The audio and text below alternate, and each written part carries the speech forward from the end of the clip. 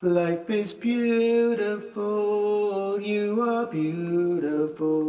Life is beautiful, we are beautiful too.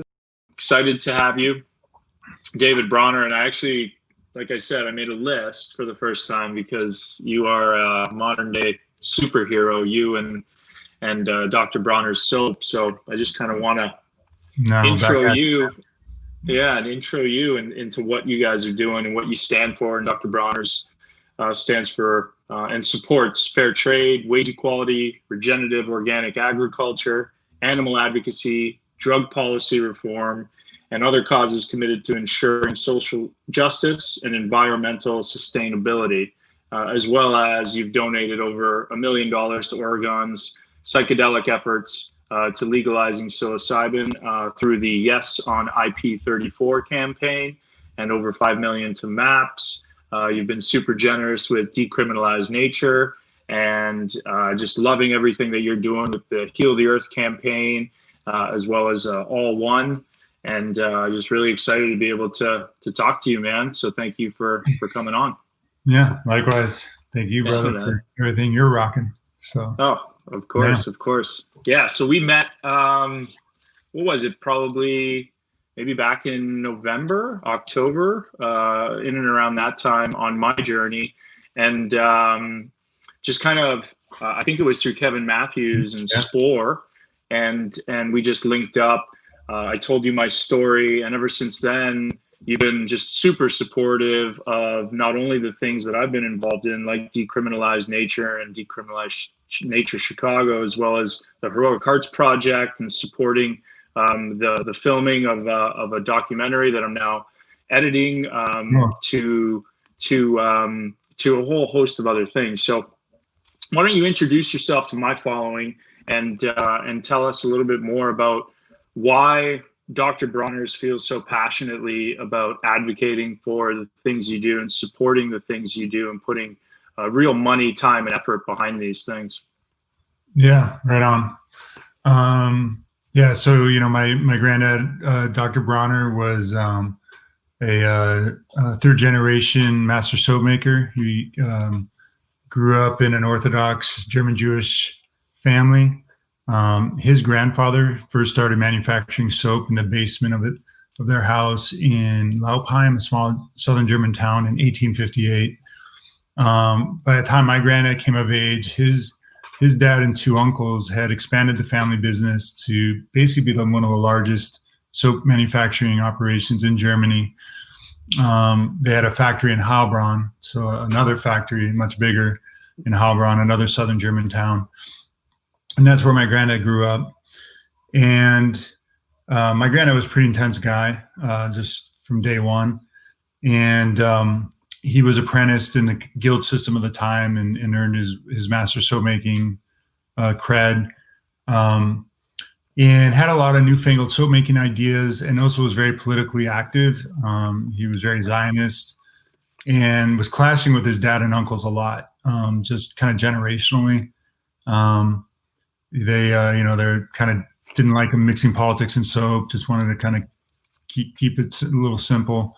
My granddad was very activist, and he came over to the U.S. basically in 1929 at the age of 21 to forge his own path. Not so much because of Hitler or the rise of the Nazi Party. That hadn't really happened yet. The eventual dimensions weren't clear. It was more just a generational conflict and just wanting to forge his own path in life. And so he landed in Chicago, actually, and kind of in the Chicago, Milwaukee area, and was a consultant to the U.S. soap industry, helping design factories and launch products. And, met and married my grandmother, Paula, had 3 kids, including, I guess, my dad, Jim, was the youngest, born in 38. My uncle Ralph, I think, in 35, and Aunt Helen in 33. But through the 30s, my granddad became increasingly desperate to get his family out, just with the rise of Hitler. And his two sisters got out. One left in 36 and ended up in a kibbutz in Israel. My great aunt Lottie, and then Louisa didn't leave till 38, right before the borders closed. And she became a professor of German, Hebrew, and English at UMass Boston. She had a complex life and pretty amazing woman. But my granddad's parents, my great-grandparents, like a lot of bourgeois Jews, thought they were going to ride out the madness, and they stayed until it was too late. The factory was Aryanized in 1939 or 1940, and they were deported and killed shortly after. And also in this time frame, his wife, Paula, my grandmother Paula, became sick or was kind of in and out of hospitals, I think, through her whole life. And she died in a hospital in, I think, 44. So he was just going through immense tragedy, just stacked one on the other. Is that your son? Yeah. Yeah. Come here, buddy. Hey, little brother. Nice. Let me say hi. This is David. Can you say hi? Hi. Hey, man. Right on. This is Cool. Austin. Yeah, we're live. Wolfie. Bam. Yeah, buddy. Yeah. Well, I was just, yeah. So, yeah, no, and we're about to get a puppy. Well, I'll tell you about that in a little bit. But, yeah.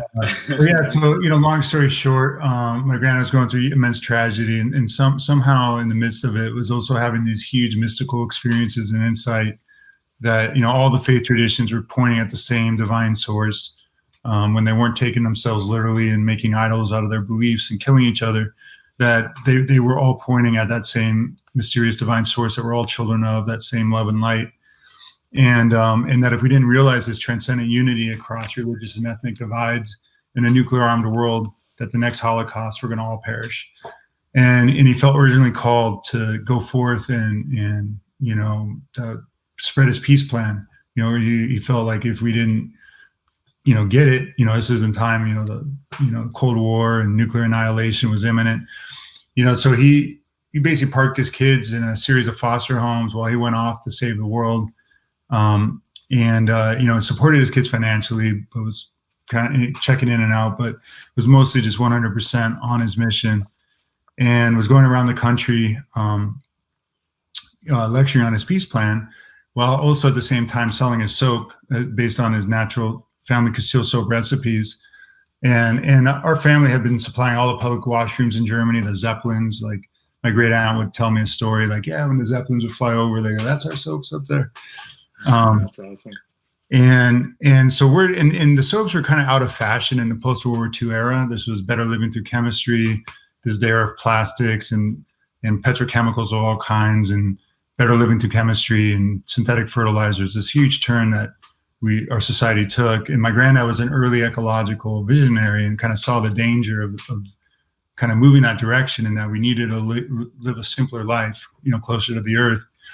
But the soaps were, somewhat out of fashion, and what was in vogue was all these kind of more modern synthetic detergent products. But he's going around the country lecturing, and word was getting out that the soap he was selling on the side was like darn good soap. And so people were starting to come to get the soap and weren't sticking around to hear what he had to say. And that's when he put his message on the label, and started, downloading. Okay, well, if you're not going to listen to me now, you'll listen to me later when you forget a magazine in the wrapping. And sure. And that's when he gets you. And that, and basically that's the label of our soap, is very unique. It's basically about the one true religion of love at the heart of all faith traditions. And you try to illustrate that, quoting, like Hillel and Moses, Buddha, Confucius, just spiritual giants across the spectrum, just showing that common thread amongst all of them, that the message is about love and getting over yourself and humbling yourself. And fast forward, the soaps were kind of like a really small following, but then with the counterculture and the rise of the kind of this generation that, was, disgusted with the war they couldn't stop. They were, just trying to stop this war machine, a war they didn't believe in. This era of Silent Spring, Rachel Carlson, all the birds are dead because of our pesticides, just nature, we're killing, annihilating nature. We're living through the 6th great extinction event. We're like a comet hitting the planet. So this whole generation, is kind of dropped out of this kind of society, and, is just trying to, figure out a different way of living, and that was more simple and close to the earth, and was not so damaging to nature. And then here's a soap that's versatile. It's concentrated. You can wash your hair, your dog, the dishes by the side of a river. It's got this groovy message of love on it. So that's when the soaps really took off. So it really took off with the counterculture in the 60s. And then, for my granddad, the soap was there to sell the label. The label wasn't really there to sell the soap. And he founded the company as a nonprofit religious organization. And our company name to this day is All One God Faith Inc. So we do business as Dr. Bronner's, but All One God Faith is our name. And so we became like kind of the foundational product of the health food movement. If you had a health food store and like 3 products, Dr. Bronner's was going to be one of them, and kind of spread by word of mouth just through the health food movement through the 70s and 80s. Always using his profits to, further his mission and vision, to unite the spaceship Earth. We're all one or none. And that was what he was all about. And the IRS, though, disagreed with his tax-exempt, self-designated status. And he was in court with IRS and lost. And he was in bankruptcy, paying a huge amount of penalties and taxes, and had a bunch of bad advisors. My dad and mom and Uncle Ralph stepped in. My dad, Jim Bronner, and he just his anniversary of his passing. He died in June 12th in '98, so we just celebrated him on Friday, which is also my Uncle Ralph's birthday. And he passed 5 years ago, but my dad's brother's birthday was June 12th as well. But just both giants among men, just amazing. And my dad kind of my granddad was kind of absent and didn't have a mom. And he grew up with, just a series of foster homes and these youth mentoring programs that were just hugely important, just some, who knows what mentors just helped him become the man he was. But then we went into the Navy, got out of the Navy, was working with my granddad, but just had a lot of anger and just some difficult stuff. And so at this point, my granddad was set up shop in LA. And when my granddad moved down to San Diego, where we're at now, North County, San Diego, my dad stayed up in LA and rose to become the head of operations at this chemical specialty firm where my granddad had been renting out a reactor to make the soap. So I grew up in LA, in Glendale, suburb of LA, and worked with my dad at this chemical specialty manufacturer, both making the bulk soap for my granddad, and then products like firefighting foam for structure and forest fires, and then a version of that for Hollywood as a fake snow. So I grew up going to like Alka-Seltzer commercials and stuff, like glassing foam on trees and 100-degree heat in Griffith Park, while like the extras are in parkas, like getting rained on with a boom, like all day. So that's great. Super fun.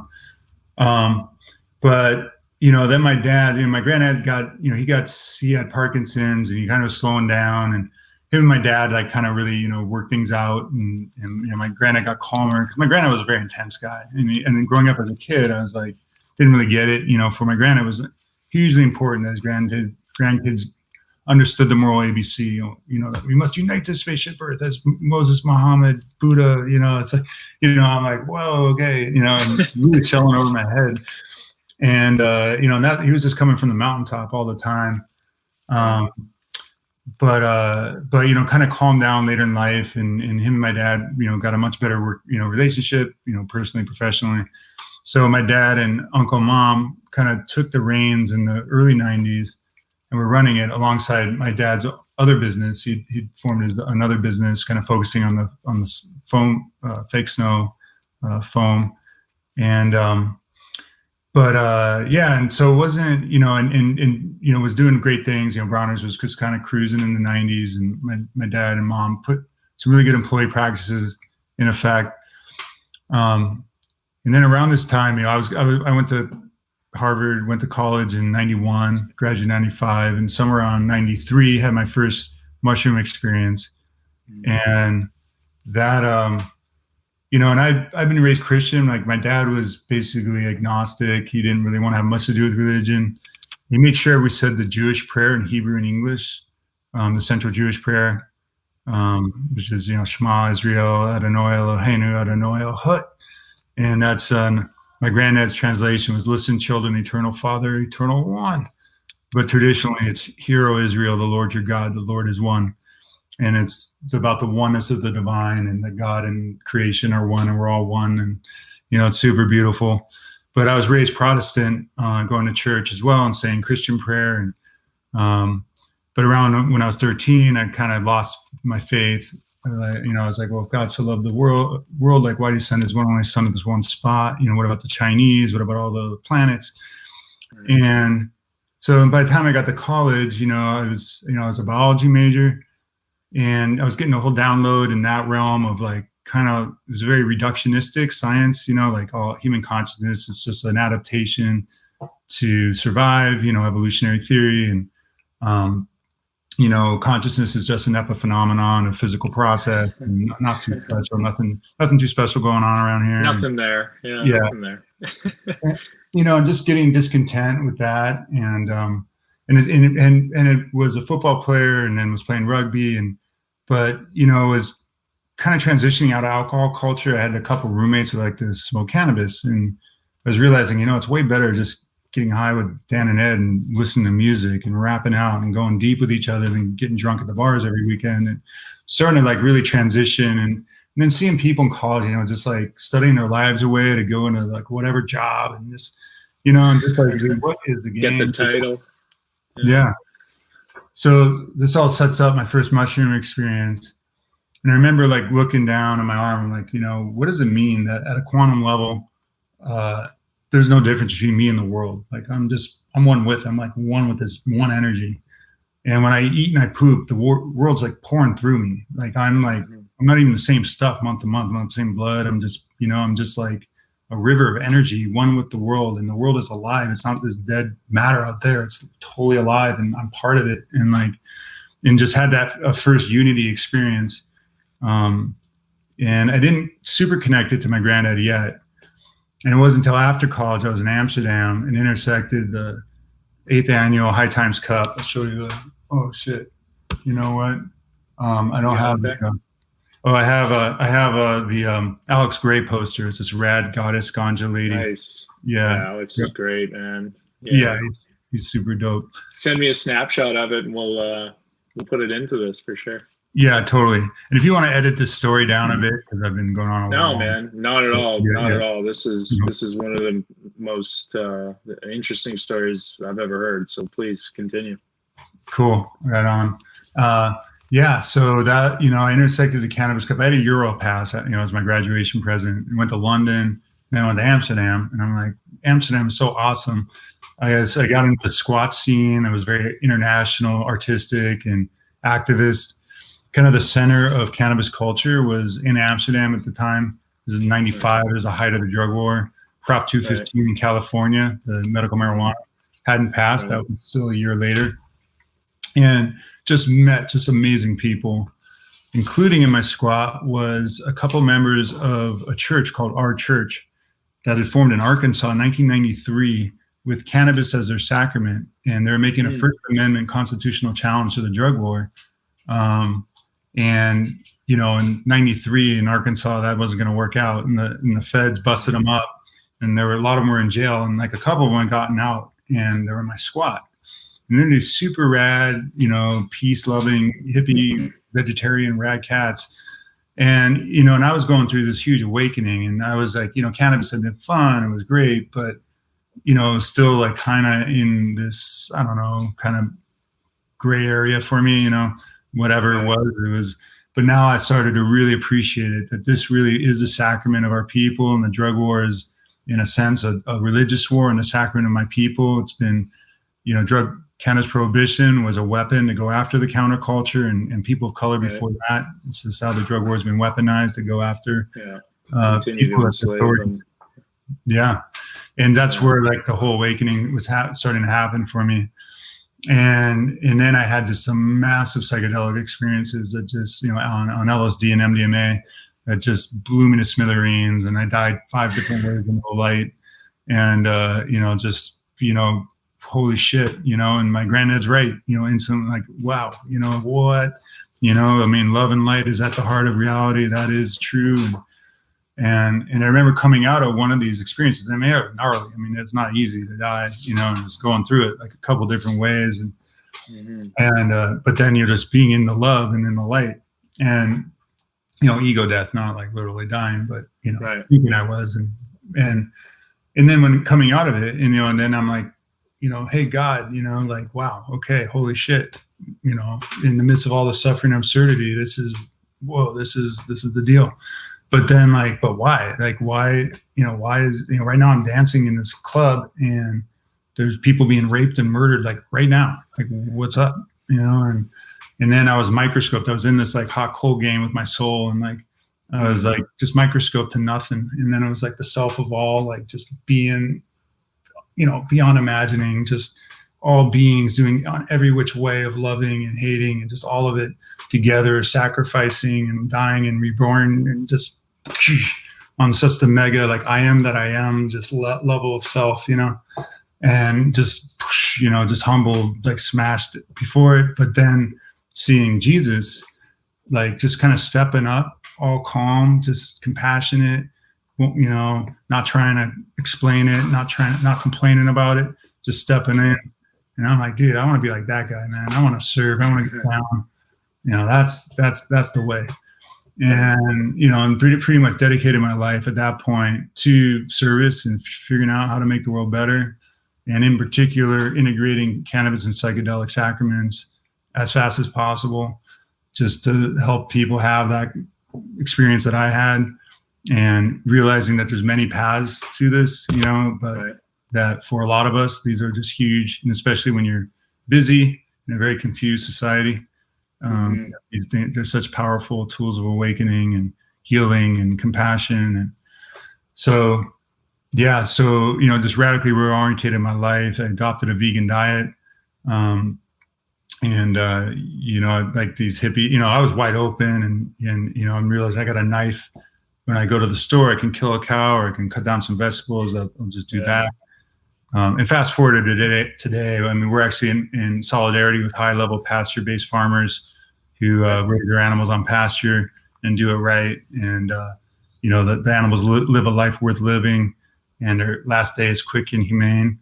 That's, we're in solidarity with that. But the factory farming machine, where 99.9% of animals it's just a horrible, miserable existence, and their best day is their last day. That's, it's just, I think people should generally eat vegan unless they really know where their meat, milk, and eggs are coming from. Right. And we're part of regenorganic.org, new standard, regenerative organic, that builds on organic but puts on high animal welfare standards and fair labor standards. Right. Anyways, and that's that's a part of what you're doing with the coconut oil that you guys have been working on for years. That is just recently. Really interesting. Can you touch upon that a little bit? Absolutely. So, so coming in, and it took me a little bit. It wasn't a direct line there from those experiences, but basically within a couple of years, I realized if a company like Dr. Bronner's were to offer me a job, I'd go for it in a second. And I hadn't want to work for my dad. He's awesome, but just want to do my own thing. But just realized, oh my gosh, what an opportunity in my family. And my granddad had made this amazing engine to make the world a better place, and I was all about it. And let my dad know. And my daughter, born with my now ex Chris, Maya's now 23. They were born March 7th, 97, on the same day Dr. Bronner died. And I let my dad know I was ready to come into the company. And he was diagnosed with stage 4 lung cancer shortly after, and lived another year to June 12th, 98. We had an amazing year together. But thankfully I'd made that decision to come in. I'd been doing mental health counseling in the interim for a couple of years in the Boston area, which also kind of really helped. That was, looking back, like some really good experience working with paranoid schizophrenic populations, and just seeing how inadequate our fucking mental health system is, just the amount of meds we were just giving these guys. Totally missed the fucking mark, man. But it gives you people like you and I an opportunity to hopefully, advocate for change and and then a business like yours, man, really putting your money where your mouth is, and funding it, and then going forward with regulatory framework policy. It's really truly amazing. So yeah, keep going, man. Yeah, right on. And yeah, it's just interesting, all the different threads, that kind of help, become the advocate, I am, you are. Yeah. And so yeah, coming into Bronner's, I was, dedicated, we're going to run this like as an activist engine. We put in a 5-to-1 compensation cap because I could kind of see where we were going to be going. And I want to be real clear with my family that no matter how big we got, like none of us were going to make more than 5 times our lowest paid, fully vested warehouse position, which is funny. And all the profits we don't need is going to go to fund the causes and charities we support. And, and one of the first things we did is put hemp seed oil in the soaps in 99.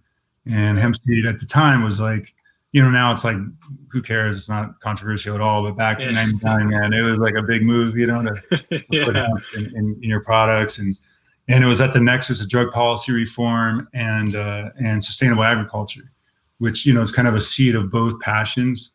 And we got in a big fight. Canada re-commercialized hemp in 98, but then we got Bush and the DEA under Bush came out, after 9/11, they went after all the medical marijuana dispensaries. They went after hemp. For them, they saw hemp as a stalking horse for ending cannabis prohibition, which they're right. But foresaw that. What's that?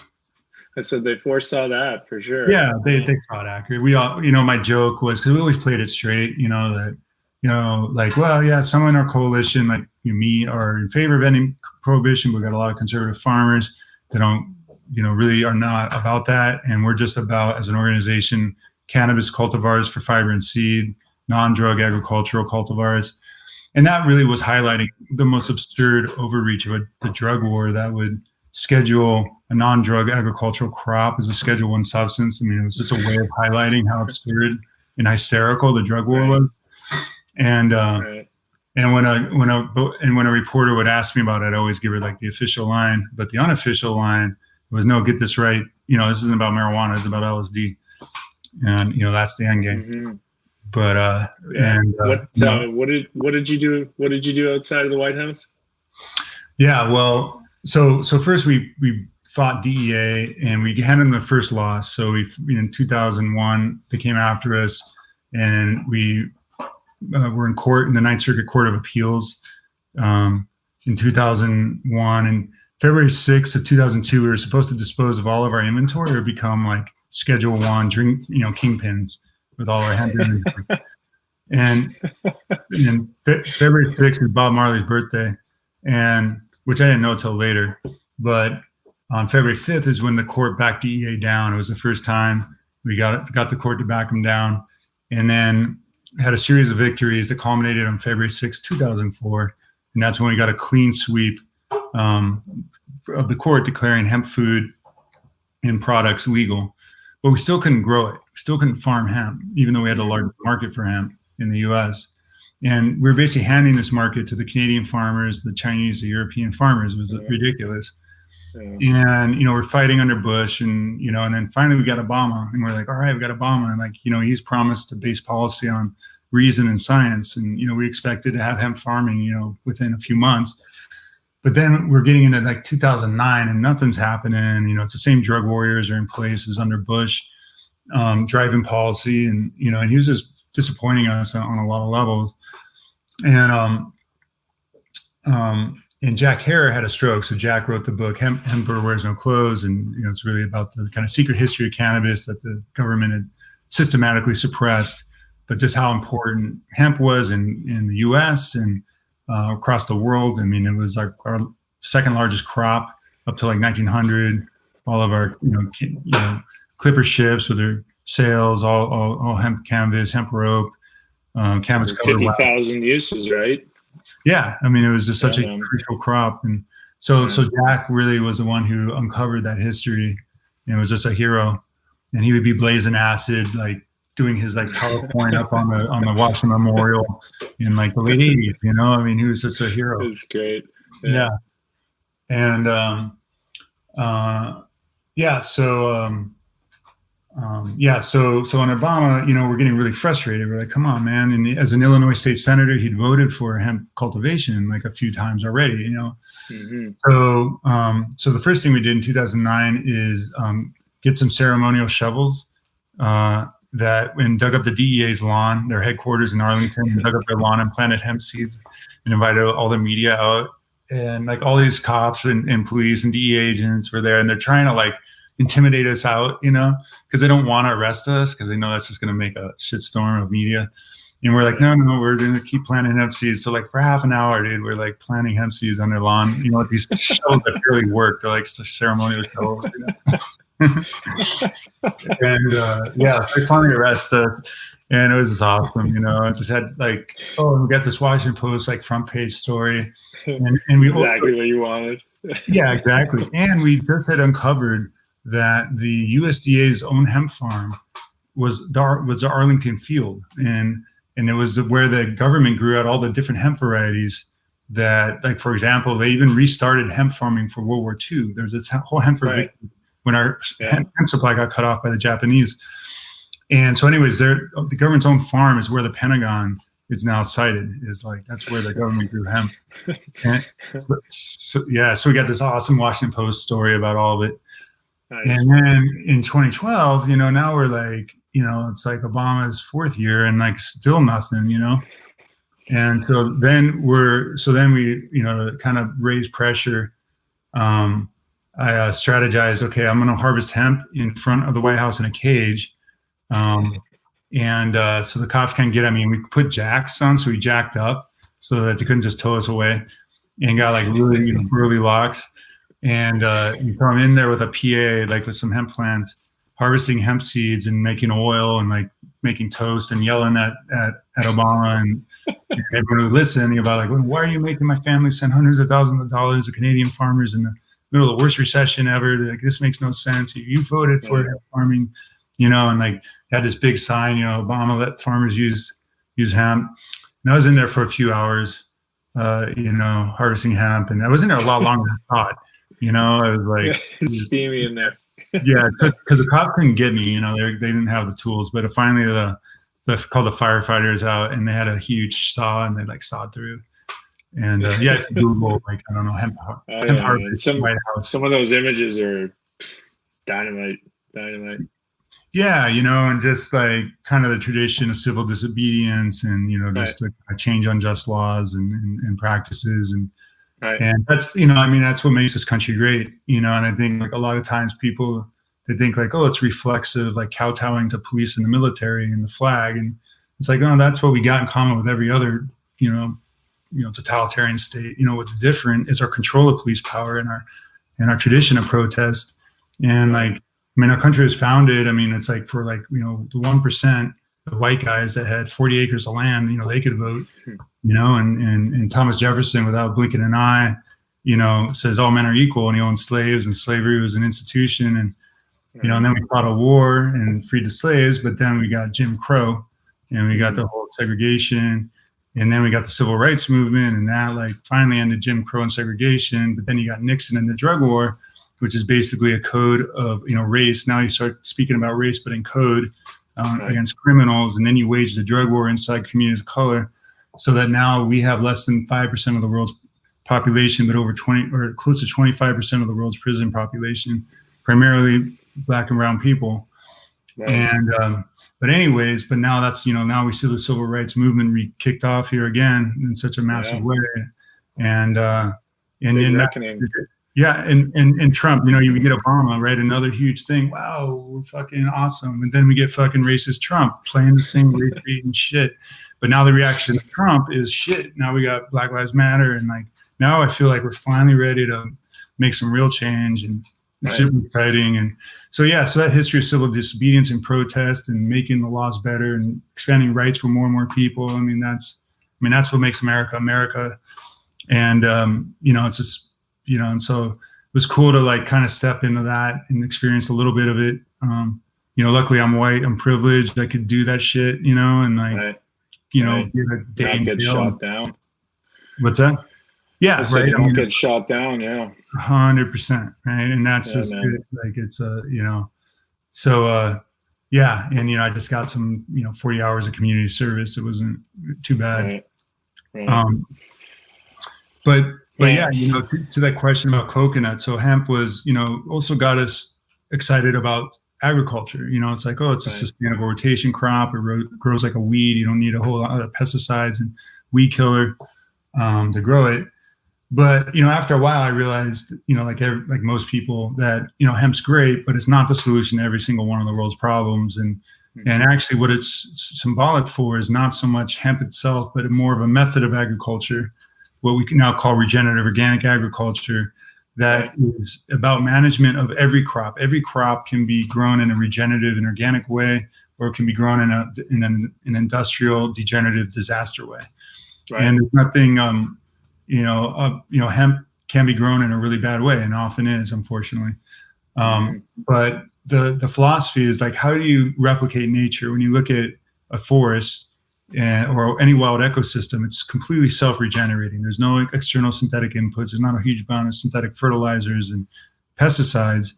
And basically, our agriculture industry is dominated by the chemical industry. Like Ag Chemical, they own the regulators. They bought off both parties. They get their handpicked regulators in the USDA, EPA, and they make sure that they get the policies that favor them and their chemicals and their chemical intensive method of agriculture, which is just. Dude, it's like, sorry to cut you off, but it's so funny that we're talking about this today, because I'm farming with an 88-year-old veteran. I went onto his farm. We're farming hemp. I'm so head first into this regenerative organic agriculture and researching and using fungi to regenerate the soil. And I was in the greenhouse, we're growing some indoor, and Earl walked in, he ran in, and he's like, get out here now, grab your truck. We gotta go. We've got this property next to us that sprays for corn. And I'm registered on Drift Watch. We have signs up, no spray, but we ran over there just to make sure that he wasn't spraying any of the dicamba or any of those killer chemicals that would easily, on a day like today, just drift over and kill all of our hemp. And so, it's just funny that you bring this up and that we're having this conversation now, because I'm learning so much about what you can do with the land without chemicals, to regenerate it and to have a really, really healthy crop, So it's really exciting. Absolutely, man. And what you're talking about is knowledge-intensive agriculture, not chemical-intensive agriculture. So it's like the knowledge to understand, okay, how do I grow my crop in a way that, understanding the symbiotic relationship of the soil microbiome and all the fungi and microbiota going on. And when you feed and you have healthy living soil, that's going to produce healthy living crops and nutrient-dense food and everything we need. And you don't need all that synthetic chemical inputs, which is just destroying the soil and killing all that life, and basically making these monoculture deserts out of much of their surface. So bringing that diversity and health to the soil, and it's just health to us, health to our ecosystems. Because those poisons, those pesticides, they don't stop killing when they're they get into our water, they get into our bodies, they just get into nature. So yeah, and there's a certification for cannabis that we're behind, and we should totally hook you up into it. It's called Sun and Earth, and it's the parallel to regenerative organic. But Sun and Earth means, because cannabis is so often grown indoors under fossil fuel intensive lights, chemical intensive, that Sun and Earth is about certifying cannabis grown in the soil under the sun, right? No chemicals, fair labor, and just so people can know that their cannabis and their medicine is coming in a high vibration.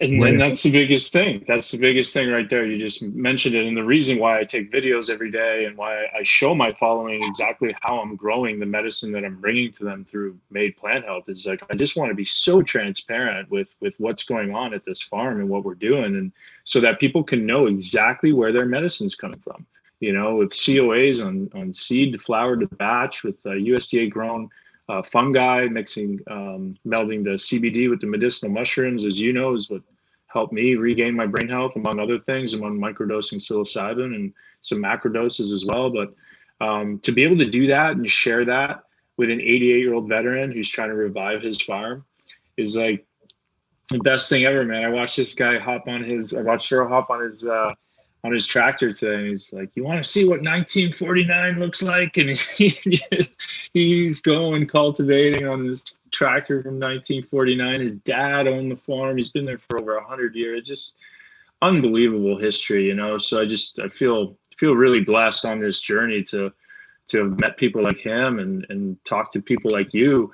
And actually, Joe, I'll give him a shout out, from 4 Star Mushrooms here in Chicago, grows all organic, USDA certified edible mushrooms. He's the one who turned me on to this regenerative agriculture, you know, and just diving headfirst, you know, into everything that I need to learn in order to be fully sustainable on this farm. Right on, brother. I mean, that's what it's all about. And, you know, so much of our, you know, food or medicine, our clothes, our soaps, or so much, everything is of agricultural origin. And that's what I realized at Bronner's is like, you know, same thing like with dietary choice. You can either choose to like support a cool, you know, farm that's doing it all right, or you can default to the machine, basically. And it's just horrible what the machine is doing. You know, and the same thing with supply chains in a product. Like, you can just buy from a broker on price and spec, like everybody does, and not care about what the hell's going on, how it's made. And that just leads to a race to the bottom, and just, you know, ecosystems being destroyed, communities destroyed. But then when you make the conscious choice, then, you know, and you're not paying that much of a premium, you can like make sure that you know who your farmers are, make sure they're getting a fair price. They can take care of their land the right way, take care of their workers the right way. And that's what we've done with all our major projects. So coconut oil, you mentioned. It grew out of a tsunami relief project in Sri Lanka in 2004. One thing led to another. Coconut oil is our number one ingredient. And coconut's kind of like hemp of the tropics. You know, it's got a incredible fiber from the husk, and it's meat. It's super diverse, like all kinds of uses. We're now partnered with over 1,000 farmers on fair trade terms, all growing regenerative and organic, producing the coconut oil, our culinary coconut oil, and our cosmetic coconut oil is now coming a little bit from there, but also from Samoa. We've got another cool project there. Our palm oil for our bar soap comes from Ghana. We've got a sister company there, and palm is rightly understood to be one of the most destructive crops we grow. It's generally grown in Indonesia or Borneo in a really destructive plantation model. They rip up whole, you know, old growth rainforest, rip it up, dislocate communities. It's a disaster, but palm can be totally sustainable and regenerative when you do it right. And we're doing it in Ghana with farmers that intercrop the palm trees with cocoa, banana, and cassava. And you have tall palm trees, you get the mid-level cocoa and banana, and then the cassava is on the ground. And what you're doing there, it's called dynamic ag forestry or multi-strata ag forestry. And you're replicating a wild ecosystem. When you look at a forest, you have tall trees, mid-level trees, and ground cover. And when you do this right in a cropping system versus a monoculture, you're going to actually, and you understand like how the canopies are going to fill in. And you plant in the right distance, you do a lot of pruning and management, again, knowledge intensive, not chemical intensive. When you do this right, you're going to double your yield versus if you did those same crops in monoculture blocks on the same area. You're going to double your yield, double your income, generate huge biomass, put huge amounts of carbon into the soil, which is one of our number one ways to mitigate climate change, is putting carbon into the soil. And doing that drought-proofs the soil, makes it much more resilient to climate change. You can handle huge rain events, store water, and boost incomes for the rural economy, and just kind of revitalize rural economy. So you stop this whole like flight into the slums, you know, that we need to rectify. There's so many benefits of doing this the right way. Right. Man, I could talk to you about this for hours, dude. That's, I mean, you know, thank you for everything that you do. I mean, I'm learning a lot just in this conversation, and plan on continuing to learn more. As much as I can really about this regenerative process, and what I want to do is just switch gears and talk to you about some of the initiatives that you've gotten behind as far as MAPS and Oregon. yes on IP34, as well as some of the decrim nature movements, and I just want to obviously revisit what you mentioned, that back in college was your first mushroom trip, and just realizing that we are all one, we are all energy, and if that's the truth, and energy doesn't dissipate, and we can come together to really enact change. And so touch a little bit more upon what you guys are doing to try to legalize psilocybin in Oregon, so we could really highlight that campaign and get some attention where it's very needed. Yeah, no, thank you, man. Of course. And just real quick, though, just real briefly on olive, just to give the poetry of it, we source our olive oil from Palestinian farmers on the West Bank, 90% regenerative, organic. And then to be clear, we're being all one about it. We get the balance from the Israeli side, a Jewish family farm, and then a Christian Arab project on the Israeli side. So we have Muslim, Christian, Jewish olive oil, regenerative, organic, and all our soaps, giving that all one vibration. Working together, man. That's just blowing my mind right now. I love it. I love it. Dude, so many adventures, with all of it. But yeah, man. Seriously, yeah. There's tons, man. I just want to hop on and just take a ride with you around the world, man. It sounds like you guys are just doing really amazing things, man. Really amazing things. Unbelievable. Yeah, thank you, man. But to the question here, yeah, man, I've been, that's been my passion project here for my whole life, is like, how do we integrate, our allies in the right way, as fast as possible. And it took a while, so hemp was, it was like slow going there. Hemp was getting in some body blows on the drug war, and then, medical cannabis, we were helping, finance some of the big major organizations in that space. And then we were engaged on the cannabis fights, starting 2010 with Prop 19 in California that failed. But it initiated the first serious conversation about ending cannabis prohibition. That wasn't like a joke, it was like actually a real national conversation. And that set up the victories in Washington and Colorado in 2012. And we were helping on those. And then Oregon and DC and Alaska in 2014. In DC is where we actually, it was our team that legalized weed in DC in 2014. And Adam Eidinger, who's a campaign manager there, and he's our director of social action. And he's the guy who taught me all my activist stuff. We have a long history. He's awesome. We fed, We met him in DC, man. It's just like this strap on, it's just just a real cool cat. I saw on Twitter the other day he was magnet fishing and he pulled out a gun from the river. I'm just like, man, this guy is just my type of people, man. Just super interesting guy. So shout out to Adam for sure and everything you do, man. Yeah. So why don't we start with Adam and the decrimination campaign? So back in 2014. Nobody thought we could do it in DC, and we were the ones that like, no, we can totally do this. We got the team, and we ended up crushing it 70 to 30%, just an overwhelming victory. Very much in a racial justice frame, because DC's got this. I mean, the arrest rates for Black versus white is hugely out of whack everywhere. I mean, white people use drugs as much as Black and brown people, but Black people are arrested at a way higher rate. And in DC, it's like 8 to 1, some ridiculous, disparity. So it was the first time a cannabis campaign was waged in that racial justice frame, and we totally crushed it. And so that team, so like Decrim Nature, we, last year there was, Decrim Denver, and and I was like, wow, really, is the society ready for mushrooms? The point I heard of was they're playing this or something, and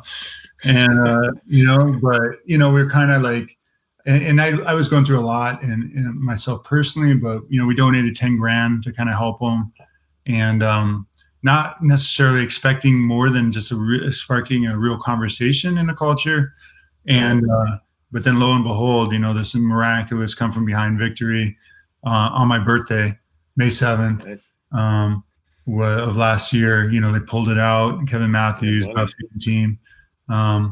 just, rocked it over the finish line. And it was like, oh, wow. All right. And, just really showed that, we can win. And then the, Decrim Nature Cats in Oakland. It's Carlos and Carlos and Larry. Yeah, Carlos and Larry. Just rocking it across over there, taking it to all of our allies and launching, nationwide global movement. It's just so dope. And and then Kevin made a series of introductions, to yourself and to the New York Cats. But I was like, Adam, we should totally do this in DC, like we're totally networking there. I mean, and, Carlos is all about, kind of bringing the racial justice dimension to the psychedelic movement. And DC is such a racial place. I mean, it's mostly African-American. It's like a perfect town, a perfect place to wage this. And just with cannabis, I mean, like when you win in DC, it's such a symbolic place. And you're talking to the national leadership with your local media. And, so to do Decrim Nature in DC, and just symbolically, and then just to be so helpful for all the other campaigns, around the country. And, we thought Chicago was going, I know COVID COVID threw a wrench in all of our plans, man. And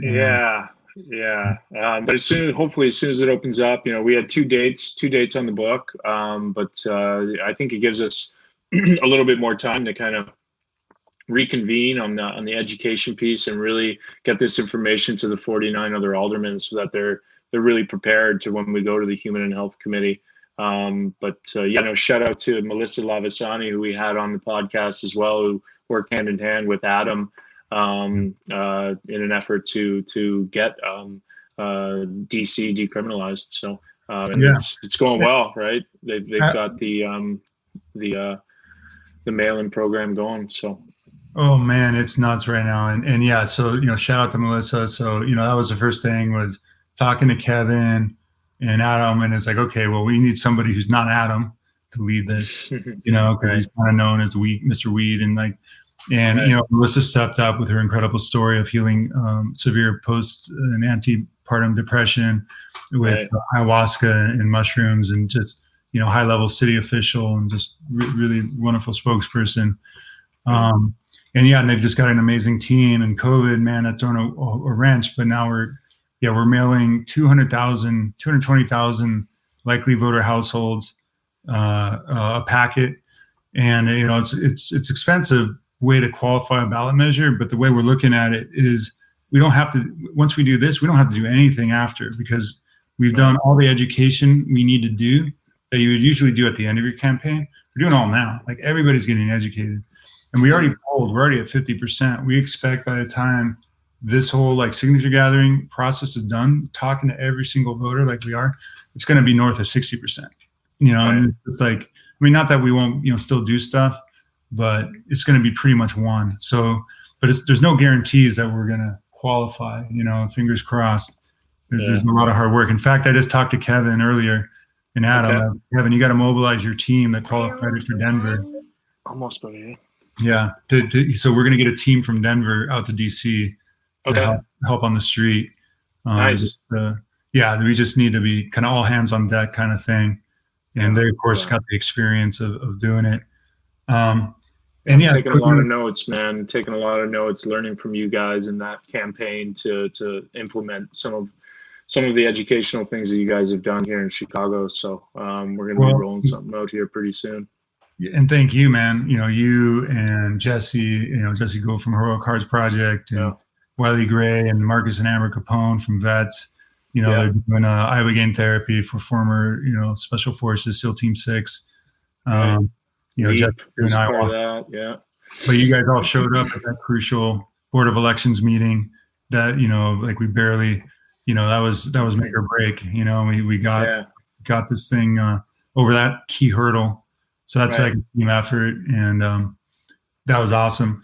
And just saying, I almost went to West Point. I got in early, almost did that whole path, and my dad was in the Navy, and I have a huge respect for people who serve, and I don't necessarily, often don't believe in the policymakers and what they're about, but people who serve and risk their life and that's what it's about. And Right. all the trauma they're carrying, and first responders, and Right.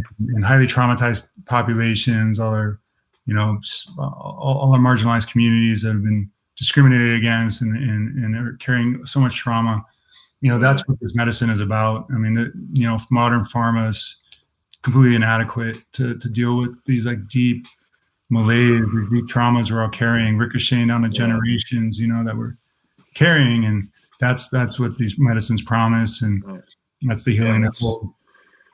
Yeah. I mean, the medicine's often not equitable, right? So I think providing education and my boy's sitting on my lap here. Like, I grew up with a huge stigma against cannabis and against these types of fungi and natural medicines. And, we call it alternative medicines. The more I learn about it, the more I realize they're original medicine. And we've gotten so far away from the model that we need, which is, the healing over profits, and just the education, and to be able to even grow these medicines through community leaders. So the community leaders can then, heal themselves, heal their family, heal their community.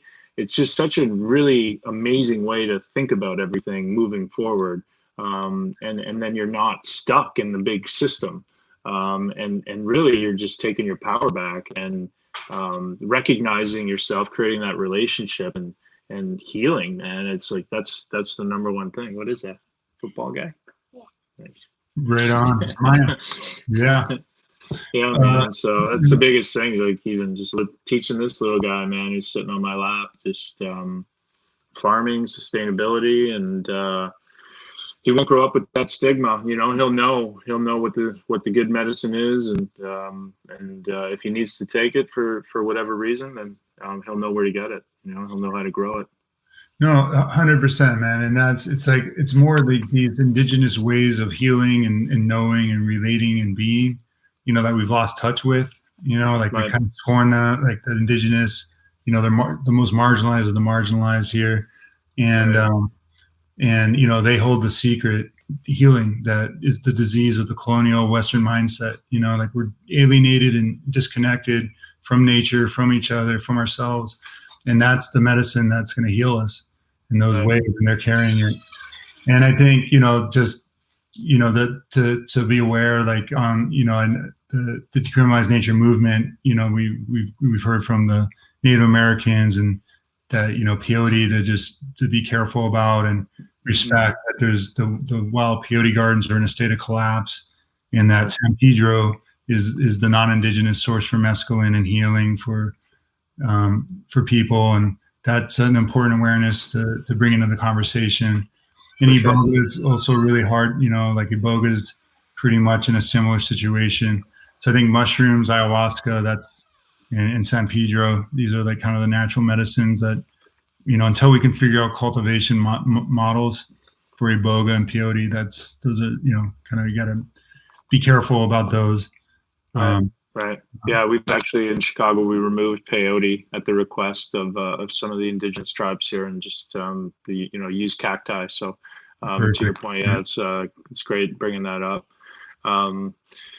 Yeah, man. I mean, a lot of really amazing things going on. Is there anything else that you want to touch upon? I mean, I know that I'll give you 2 minutes. I know we got to wrap this. So Oregon, that's ground zero. We've got 2 campaigns in play there that are, I think, perfectly complementary. So I feel all these movements are complementary. So Decrim Nature, as you were really articulating, it's about self-healing, growing your own medicine, sitting for each other, outside of the kind of medical, pharma, and even therapeutic model. But I do believe in FDA approval and making that happen. And we're going to do that, but we can't only be doing that. So we're doing FDA approval of MDMA and psilocybin therapy. But then in Oregon, we've got a psilocybin therapy measure that it's not dependent on a diagnosis of treatment-resistant depression. Like, it's open to everybody. Everybody can access psilocybin therapy, so long as you're not contraindicated with schizophrenia. So we're all struggling. We're all struggling with the dilemmas of life. We're all on the spectrum of everything. All of us need this deep healing. It shouldn't just be restricted to people with, a diagnosis of treatment-resistant depression or treatment-resistant PTSD. Agreed. So it's about bringing that kind of therapeutic program and rigor, but making it available for everyone. But that complements decrim nature, which also needs to happen. And Of course. we're supporting the Portland effort, and we'll be, even if this cycle things don't happen just because of COVID, we'll make sure it happens next year.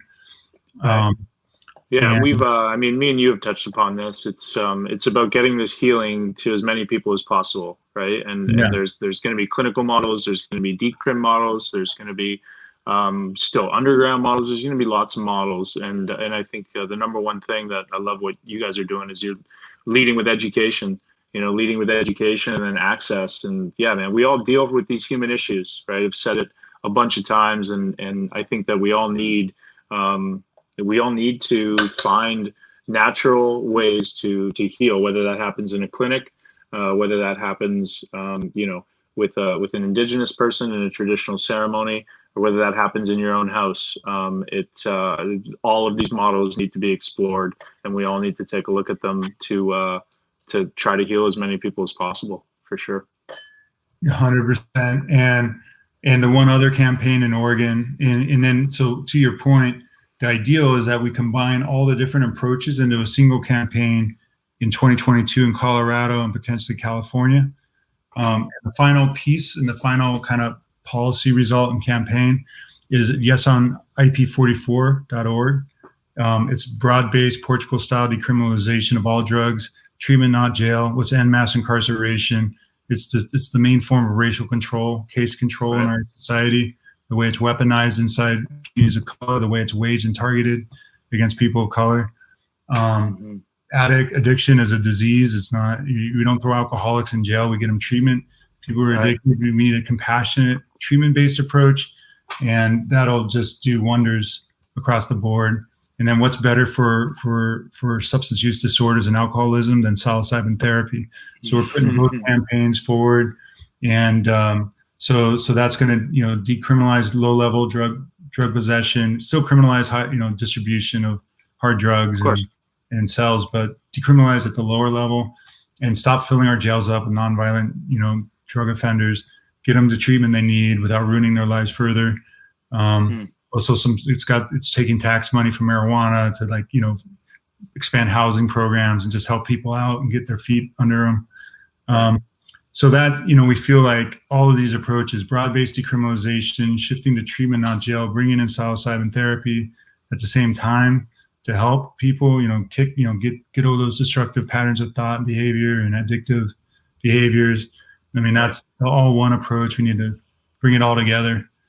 I love it. Oh yeah, I'm totally on board, man. Glad to be cruising. Glad to be on this ship with you for sure. It's what you're doing is it's nothing short of amazing, and I appreciate again, like your company, everything that you guys stand for, everything that you stand for, and tell me about this new puppy. Oh wow. Yeah, so polar bear. So Adam's puppy had puppies with Chris's. So another friend of ours, sister Chris's puppy. It's an Australian cattle dog, sheepdog. Yeah, blue heeler. Oh my gosh, and they're so beautiful and cute. And I'll come right back. I'm going to show you Carly real quick. Please do. Oh, never mind. So Carly was my companion for past 12 years, and Mia, and she was like our universal love donor and receiver. I split with my wife a couple years ago, and our puppy was just holding us all together. So much love, even when it was so hard and difficult. But she just passed in late February and crossed over to the all love, and and I was like, kind of grieving and taking space, but then. We're thinking polar bear. She's just been looking so cute, or he's been looking way too cute over there in DC. So we think we need to go over there and help gather signatures and introduce ourselves to polar bear and see if there's a match. So I'm sure there would be. I'm sure that it feels like there's going to be. So man. I mean, I know I'm taking up a lot of your time, and I just want to thank you again for coming on and discussing, and I'm sure we're going to do this again sometime soon, because there's a lot more that we could really really dive into. But yeah, man, again, appreciate everything that you do, and thanks for taking the time to educate us about a whole host of things. And I've learned a lot, and I know that my following will as well. And please tell us where we could find you, where we could find Bronner Soaps, and some of the social media accounts that you have. Right on. Well, first of all, likewise, brother, thank you for rocking life like you are, and just going through everything you've gone through and alchemically transforming it to this high vibration and helping so many people out. And not just former athletes, but like first responders, veterans, like just seeing the trauma that we're all carrying. Trauma is just common to humanity, and how do we heal ourselves up, and using your story and of healing to leverage that and be a leader here, and it's huge. So thanks, thank you. Yeah, I appreciate you, man. Yeah, man. DrBronner.com, drbronner.com, and that's and then you can link to Facebook from there, and our Instagram, and kind of keep up to date with what we got going on. Yes on IP34.org is the psilocybin campaign. Yes on IP44.org is the broad-based decrim campaign in Oregon, and then DCDecrimNature.org, or you can just Google that and find out about the DC campaign. Yeah, I repost a ton on my feed, and they're on Instagram doing some great things too. So yeah, I encourage everyone to go follow everything that David's got going on, and that Bronner Soaps is a part of. Is there anything else? Because I know you've Brother David's. .com. That's our nonprofit cannabis platform for Sun and Earth certification. Okay. And we'll put all this stuff in the YouTube links as well, so everyone can make it super simple to just click on it and follow. Cool. Yeah. Right on, man. Awesome, man. Well, a great night there. And what was your name? Austin, you want to say bye? Yeah, Austin. Right on, man. You want to say bye? Yeah. Bye. Bye, man. Yeah, thanks for hanging in there. We were talking for so long. Yeah, man. All good. Cool. All right, brother. Well, until next time, man, and I'll be in touch. Cool, man. Right on. Cool, man. Much love. Yeah, see you, buddy.